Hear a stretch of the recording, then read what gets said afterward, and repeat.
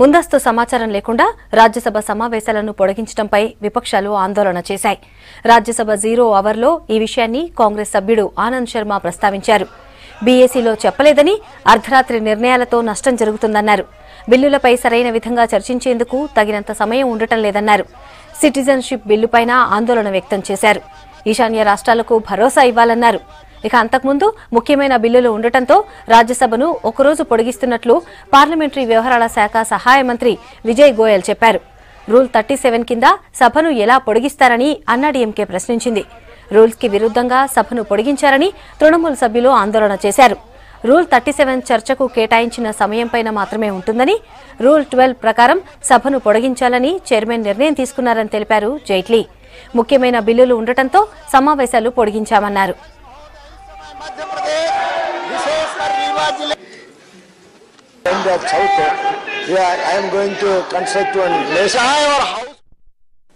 जिस तरह से सरकार आखिरी दिनों में मध्य रात्रि के समय निर्णय करती है और सदस्यों को देखिए, या तो हाउस चला लें या आप टोका टोकी करें। कृपया बैठ जाता हूं, फिर आप चला लीजिए हाउस।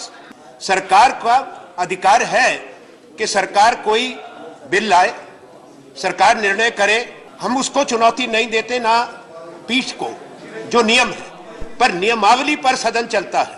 अब जिस तरह से ये बढ़ाई गई अवधि सरकार की तरफ से प्रस्तावना है, ना ही बिजनेस एडवाइजरी काउंसिल में इस पे कोई निर्णय हुआ, ना ही कोई टाइम एलोकेट हुआ।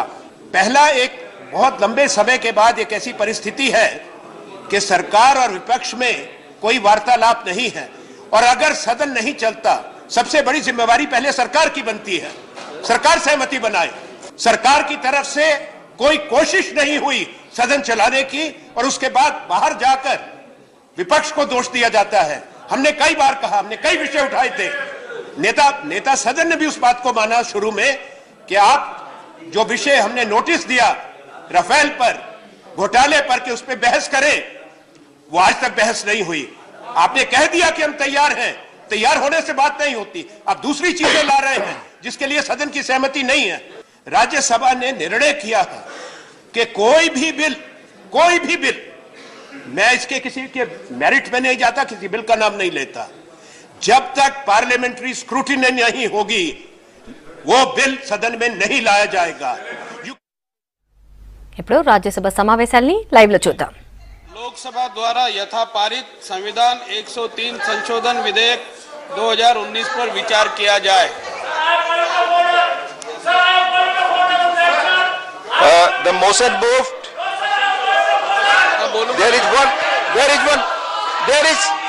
There is one amendment by Srimati Kanjimoni for reference of the Constitution 124th Amendment Bill 2019 to a select committee of the Rajya Sabha. Members may move her amendment at this stage without any speech. Sir, I move the bill. The motion for consideration of the Constitution 124th Amendment Bill 2019 as passed by Lok Sabha and the amendment moved thereto are now open for discussion. Sir, I move it. I want your division.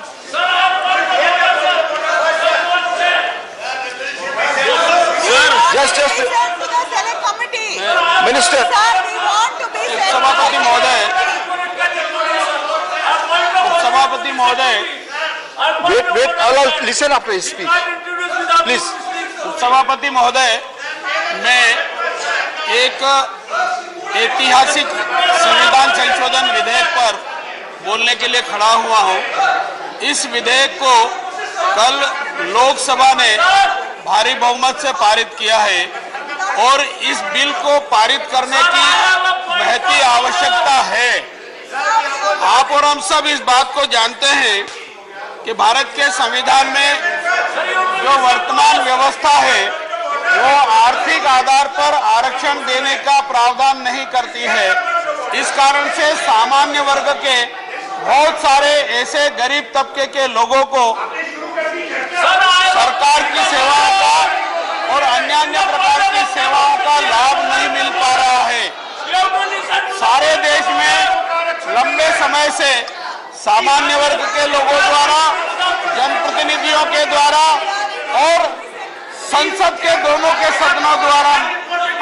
माननीय सांसदों ने private member विधेयक और question के माध्यम से इस आशय का बिल पास कराने के लिए कहा, निवेदन किया। मैं के साथ ये कहना चाहता हूं कि ये बिल आर्थिक आधार पर आरक्षण देने के लिए प्रावधान करने के लिए है। यह विधेयक सामान्य वर्ग के गरीब लोगों को शैक्षणिक और आर्थिक सशक्तिकरण के लिए लाया गया है। इससे शैक्षणिक संस्थाओं और सरकारी सेवाओं में 10% आरक्षण देने का प्रावधान हो जाएगा। यह विधेयक अच्छे इरादे से और अच्छी नीति से लाया गया है। भारत के संविधान के जगह जाए, मैं आपको समझ दूंगा। अनुच्छेद प्लीज, भारत के संविधान के अनुच्छेद 15 में आप एक मिनट रुके। कलिता साहब, आप कुछ कहना चाहते हैं? पॉइंट ऑफ ऑर्डर, कलिता साहब। एक मिनट, वो कुछ कहना चाहते हैं तो बोले सुनने दो। Sir, this morning, एक minute. Sir, this morning you have seen and the members have raised. The situation is not Northeast. Northeast is burning and there is nobody to answer to that. Entire Northeast is burning and for the citizenship amendment bill. So sir, we demanded that the Home Minister should come and make a statement. The Home Minister should come and make a statement. Below that, beyond that, we have many other objections to this bill, sir. So we demand that Home Minister must come here and make a statement. Sir, please call the Home Minister. Please call the Home Minister and make a statement in the House. I'll ask Mr. विजय गोयल, मंत्री गोयल जी,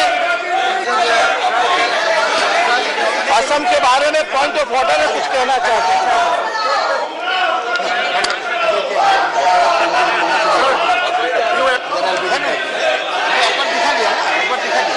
Once you have done, we will not go to no better. Also, no better. Kumar ji, वो कितना हुआ? हाँ, वो तो खाना बैठक में 8 घंटे का समय तय है इसके लिए।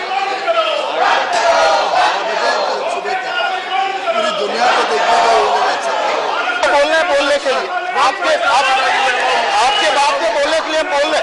कविता साहब, अपने लोगों को बैठाइए। हम माननीय मंत्री को कह रहे हैं, वो आपका जवाब देंगे।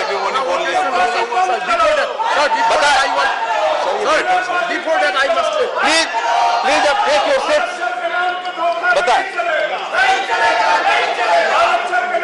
इस शोर शराबे में एश्योरेंस क्या दूंगा? या तो ये बिठा ले तो एश्योरेंस दे दे कि भाई 2 बजे राजनाथ जी ऐसे शोर शराबे में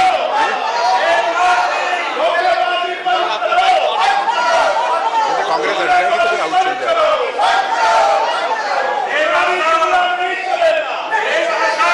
सर, ये सदन के अंदर जो कांग्रेस के सदस्य बात रख रहे हैं, मैं सरकार की तरफ से ये कहना चाहता हूं, नॉर्थ ईस्ट के अंदर जिस समस्या को ये उठा रहे हैं उस पे गृह मंत्री जी 2 बजे आपके सामने आकर बयान दे सकते हैं।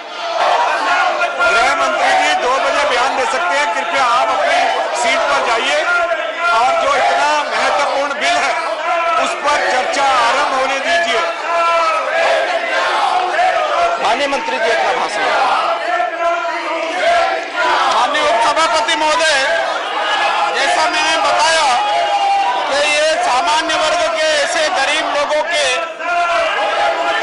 शैक्षणिक और रोजगार संबंधी सशक्तिकरण के संबंध में संशोधन बिल है। जो संशोधन में किया जा रहा है उसके बारे में मैं निवेदन करना चाहता हूं। भारत के संविधान के आर्टिकल 15 में एक सब आर्टिकल 6 जोड़ा जा रहा है और इसी प्रकार से संविधान के अनुच्छेद 16 में एक अतिरिक्त सब आर्टिकल 6 जोड़ा जा रहा है। वर्तमान में जो प्रावधान है उसकी जानकारी मैं पढ़ करके सुनाना चाहता हूं। संविधान के अनुच्छेद 15 में खंड 5 के पश्चात निम्नलिखित खंड अंतःस्थापित किया जाएगा, अर्थात 6 इस अनुच्छेद या अनुच्छेद 19 के खंड 1 के उपखंड 6 या अनुच्छेद 29 के खंड 2 की कोई बात राज्य को खंड 4 और खंड 5 में उल्लिखित वर्गों से भिन्न नागरिकों के आर्थिक रूप से दुर्बल किन्हीं वर्गों की उन्नति के लिए कोई भी विशेष उपबंध करने से निवारित नहीं करेगी। और खंड 4 और खंड 5 में उल्लिखित वर्गों से भिन्न नागरिकों के आर्थिक रूप से दुर्बल किन्हीं वर्गों की उन्नति के लिए कोई भी विशेष उपबंध करने से वहां निवारित नहीं करेगी, जहां तक ऐसे उपबंध ऐसी शैक्षणिक संस्थाओं में जिसके अंतर्गत अनुच्छेद 30 मैं आग्रह करता हूं अपनी जगह जाए और ये बहस होने दे। ये महत्वपूर्ण बिल है, पूरा देश देख रहा है। शैक्षणिक संस्थाएं भी है, चाहे वे राज्य द्वारा सहायता पाने वाली है या सहायता नहीं पाने वाली है, जो आरक्षण की कोई चीज रिपोर्ट पर नहीं जा रही है आरक्षण सिवाय मंत्री जी के भाषण के अलावा। प्रत्येक प्रवर्ग में कुल स्थानों के अधिकतम 10% के अध्ययन होगा। और इस संबंध में एक स्पष्टीकरण दिया गया है, जो अनुच्छेद 15 और 16 में जो संशोधन किया जा रहा है इसके लिए है। इस अनुच्छेद और अनुच्छेद 15 के साथ 16 के प्रयोजन के लिए आर्थिक रूप से दुर्बल वर्ग वे होंगे जो राज्य द्वारा कुटुंब की आय और आर्थिक लाभ के अन्य सूत्रों के आधार पर समय समय पर अधिसूचित किए जाए। इसी प्रकार से आर्टिकल 16 में जो संशोधन किए जा रहे हैं वो इस प्रकार है। संविधान के अनुच्छेद 16 में खंड 5 के पश्चात निम्नलिखित खंड अंतःस्थापित किया जाएगा, अर्थात इस अनुच्छेद की कोई बात राज्य को खंड 4 में उल्लिखित वर्गों से भिन्न नागरिकों के आर्थिक रूप से दुर्बल किन्हीं वर्गों के पक्ष में नियुक्तियों और पदों के विद्यमान आरक्षण के अतिरिक्त तथा प्रत्येक प्रवर्ग में पदों के अधिकतम 10% के अध्ययन आरक्षण के लिए कोई भी उपबंध करने से निवारित नहीं करेगी। सभापति महोदय, ये संशोधन होने के बाद भारत सरकार को और राज्य की सरकारों को आर्थिक आधार पर कमजोर वर्ग के लोगों को शैक्षणिक संस्थाओं में 10% आरक्षण और सरकारी सेवाओं में 10% आरक्षण देने के प्रावधान करने के अधिकार होंगे। आज के इस संशोधन के पहले भारत के संविधान में इस प्रकार का कोई प्रावधान नहीं होने के कारण अभी तक इन वर्ग के लोगों को लाभ नहीं मिल पाता था और लंबे समय से ये मांग की जा रही थी। नरेंद्र मोदी जी के नेतृत्व में भारत सरकार ने ये ऐतिहासिक निर्णय लिया है और आज मैं सदन के सामने ये संशोधन विधेयक प्रस्तुत कर रहा हूं। हमको मालूम है कि इसके पहले भी कई सरकारों ने समय समय पर आरक्षण के प्रतिशत में वृद्धि करने का निर्णय लिया, पर उच्चतम न्यायालय ने उसको अस्वीकार किया था और वो अस्वीकार करने का प्रमुख कारण ये था कि भारत के संविधान में इस प्रकार का कोई प्रावधान नहीं था। इस कारण से 50% की जो सीलिंग लगी थी उसको आप मिस्त्री जी कुछ पॉइंट ऑफ ऑर्डर पे है प्लीज, ये सब लोग गुजरेंगे, आप अनुशासन में रहेंगे तभी मैं सुन सकता हूँ।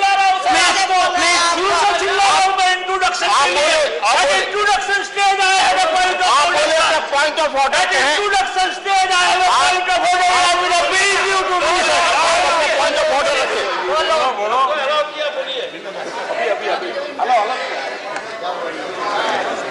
नहीं, गलत बात है। पॉइंट ऑफ ऑर्डर भी नहीं अलाउ करते। Sir, I draw your attention to this bill.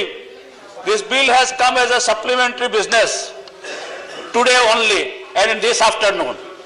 Number one, it has lapsed because For introduction any bill, after the introduction it needed 2 days for taking up for a discussion. That is one point. It is not 2 days. Number 2, this bill is not complete because the bill requires object and the statement of object and also the financial statement. ఇప్పుడు ఒక short break తీసుకుందాం. Stay with us.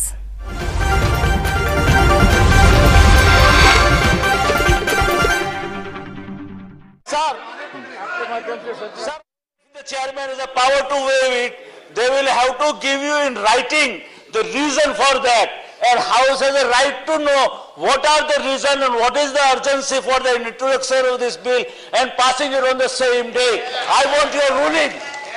And this House has a right to know what kind of a statement that they have given to you to see to it. This is to be introduced today and all of it has to be passed today. Voting has to be done today. Waiving 2 days, waiving the 2 days, the provisions and also not putting the object, statement of the object. That is there. And the bill is not complete. The bill required, it is mandatory under the rule 61. That's all that I have a point of order and I want your ruling on that. इस bill के बारे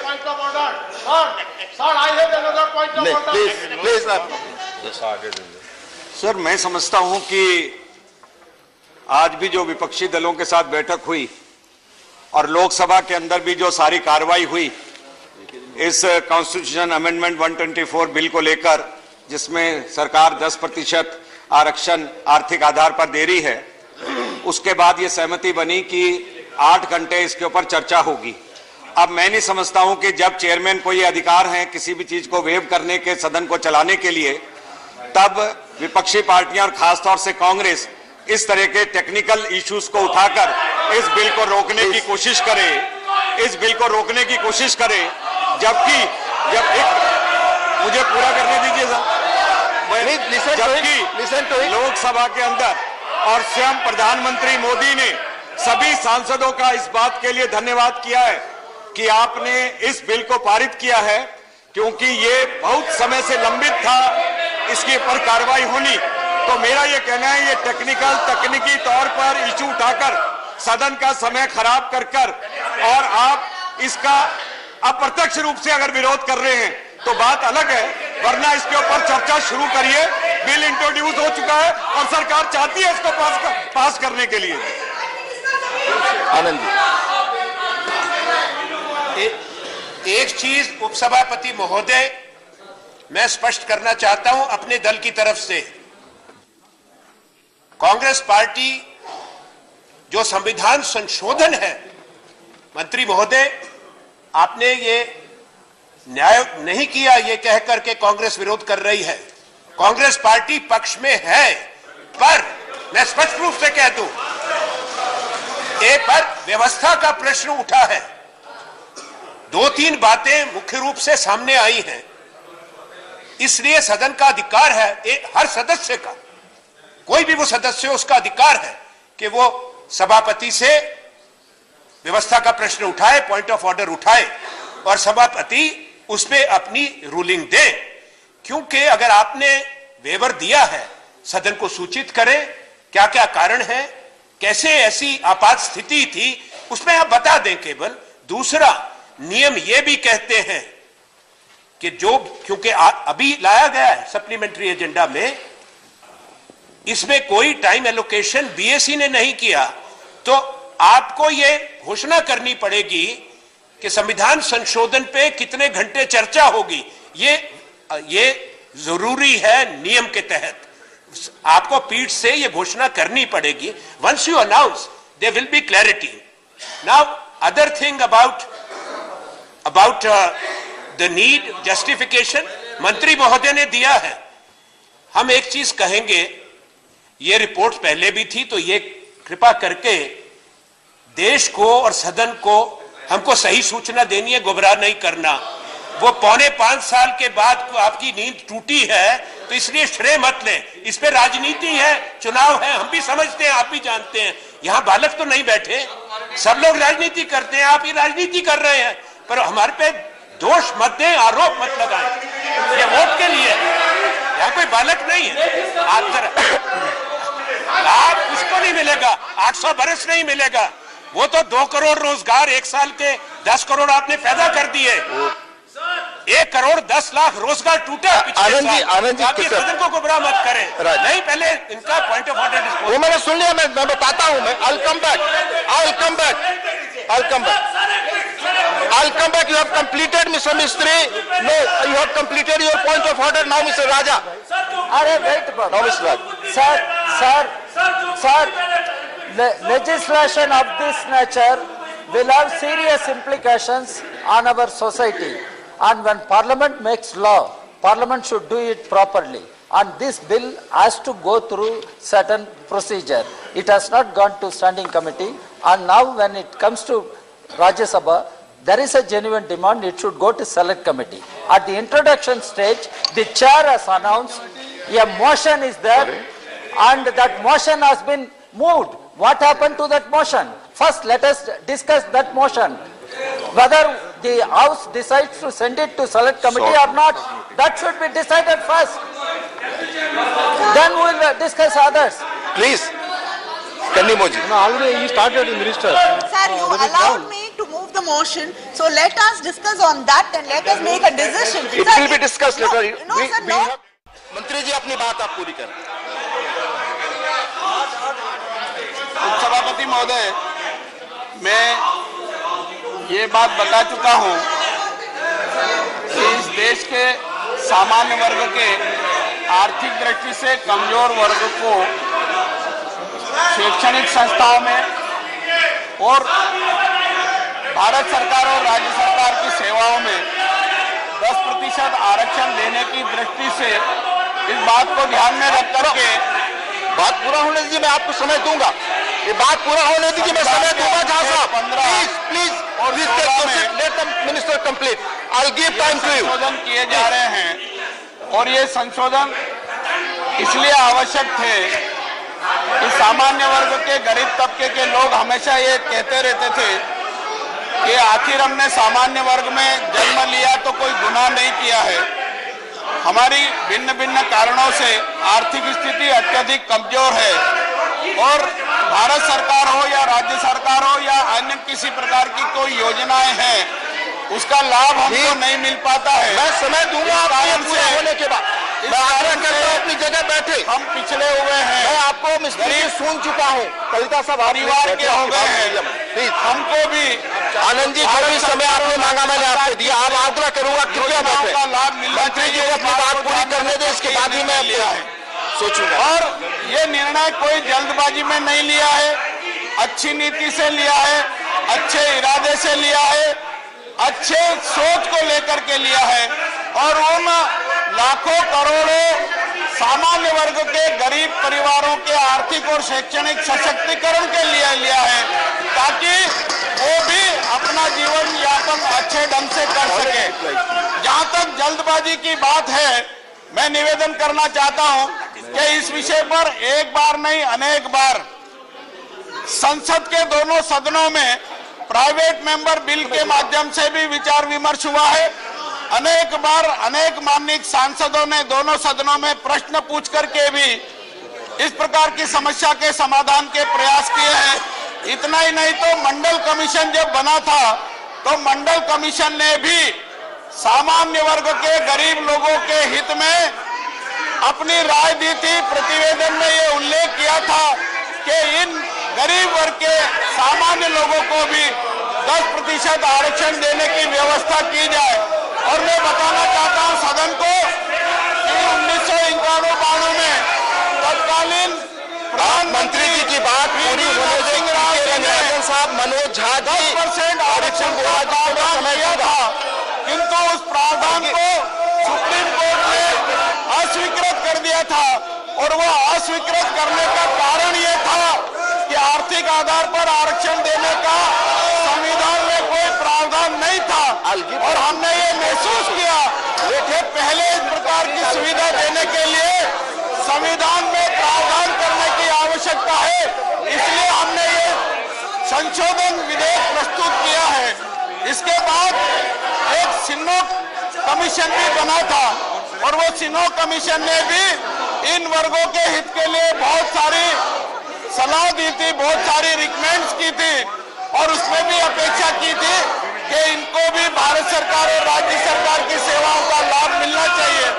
मैं खुशी के साथ कहना चाहता हूं कि नरेंद्र मोदी जी प्रधानमंत्री बने उसके बाद हमने उन रिपोर्टों पर कार्रवाई की और इन वर्गों के लिए कार्यालयीन आदेश जारी करके शैक्षणिक संस्थाओं में स्कॉलरशिप देने का प्रावधान किया। अगर इन वर्गों के कोई लोग एजुकेशन लोन लेते हैं तो जो लोन के ब्याज की राशि है वो हमारे विभाग की ओर से दी जाती है और डीनोटिफाइड और ऐसे बहुत सारे लोगों को हमने लाभान्वित करने की योजना चलाई है। मैं ये बात भी स्पष्ट करना चाहता हूँ कि जो सुप्रीम कोर्ट की 50% की सीलिंग है वो SC, ST और OBC वर्ग को जो आरक्षण दिया जा रहा है उनके लिए है। उनके लिए आरक्षण के प्रतिशत में वृद्धि करने का प्रावधान नहीं है। सामान्य वर्ग से इसका कोई लेना देना नहीं है। वो अपेक्षा ये थी कि जो सामान्य वर्ग है उनके साथ भी न्याय होना चाहिए और हम ये 10% सामान्य वर्ग के गरीब लोगों को आरक्षण दे रहे हैं, उनके साथ न्याय करने वाला ये निर्णय हम करने जा रहे हैं। ये ऐतिहासिक निर्णय है। आज का ये क्षण ऐतिहासिक है। देश और दुनिया में आज का दिन याद किया जाएगा और इस विधेयक के पारित होने के कारण हिंदुस्तान के लाखों करोड़ों परिवार जो सामान्य वर्ग के हैं परंतु गरीब हैं उनको इसका लाभ मिलेगा। अमीरी और गरीबी की खाई में भी जो बड़ा अंतर है उसमें कमी आएगी। देश में अमन चैन का वातावरण लाने में हम सफल होंगे। देश में समता का वातावरण बनाने में सफल होंगे। समरसता लाने में भी हम अग्रसर होंगे। इसके साथ ही मैं आग्रह कर सकता हूं कि इस विधेयक को पारित किया जाए। अगर कोई चर्चा होगी और चर्चा का उत्तर देना होगा तो बाकी बातों की जानकारी मैं उस समय दूंगा। ठीक है रंगराजन साहब, your point of order. Yes, sir. Yes. Hello. Hello. Yes, yes, yes. Sir, the decision of the Union Cabinet to give 10% reservation to economically weaker section among the general category is an electoral politics. 5 years you have lost. Now I would like to bring to the notice of the House. This is not a new under the discussion. Since Mandal Commission we are discussing about this. The bill fixes its findings of the less than ₹8 lakhs per annum, which will really benefit those truly deprived. I don't know which wages 18,000 rupees per month. That is 2.16 lakhs. That even you are not prepared to concede. 7th Pay Commission recommends 18,000 rupees minimum. That also you are not prepared to concede. Planning this shall rupees. Sir, income tax is 2.5 lakhs. Sir, Please conclude. Article 15-16 of the Constitution approve the majority of the state legislature has to pass this. For the past 5 years, the existing quota for SC, ST, OBC are not being filled up. We cannot keep in private sector outside the preview. Private sector also. Please conclude. Please conclude. Shri Manoj Jha ji.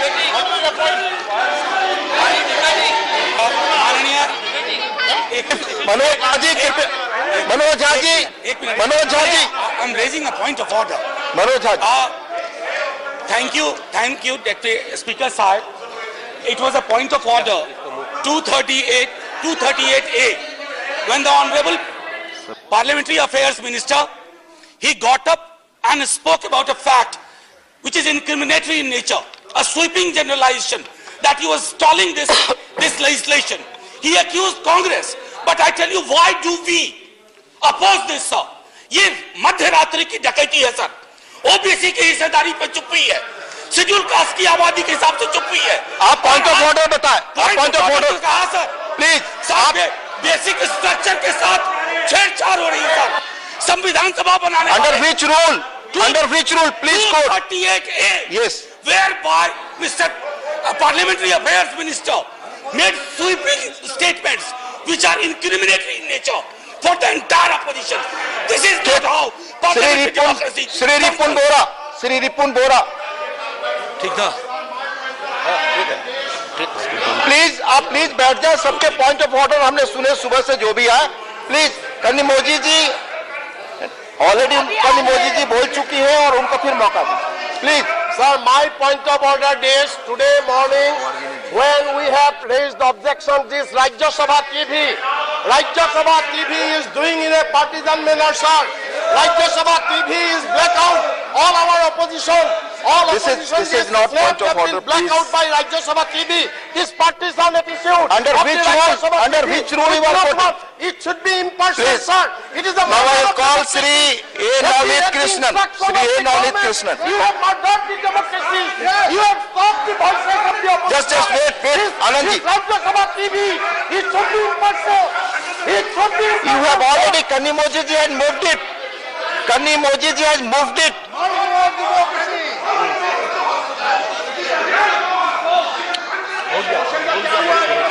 Sir, please give a ruling on our motion, sir. No, please listen. Cited while after discussion. Please. No, sir. Please, Navneet Krishnan. No, this is not good. Sir, you're not even allowing me to speak. बोलिए no किसी बोलिए Sir, I have moved a motion. This is a constitutional amendment. It has. Mr. Navneet Krishnan, just wait. Mr. Navneet Krishnan, please wait. Sir, can I just speak for a minute? You have already. Sir, one. और उसी भावना के साथ I have already explained. Rajya Sabha में भी उन करोड़ों लोगों की आवाज I'll come. जो वर्षों से इस बात के इंतजार में थे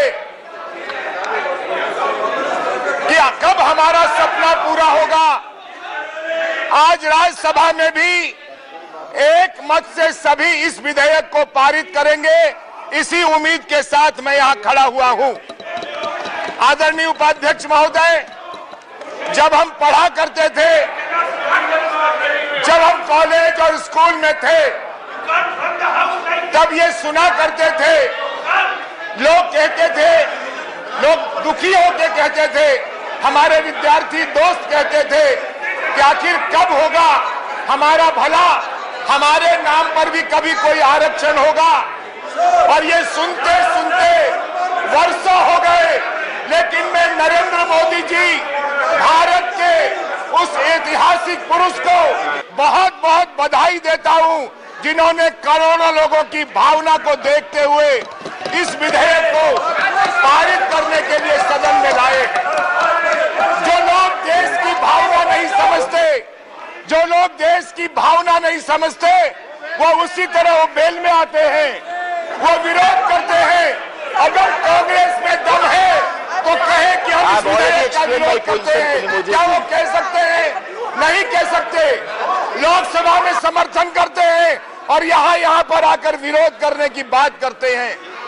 मैं कहना चाहता हूं सभापति महोदय, अगर ये चीज इस आरक्षण से भारत में एक नया इतिहास रचा गया है। भारत में बात कही गई है, House is adjourned till 2 p.m. House is adjourned.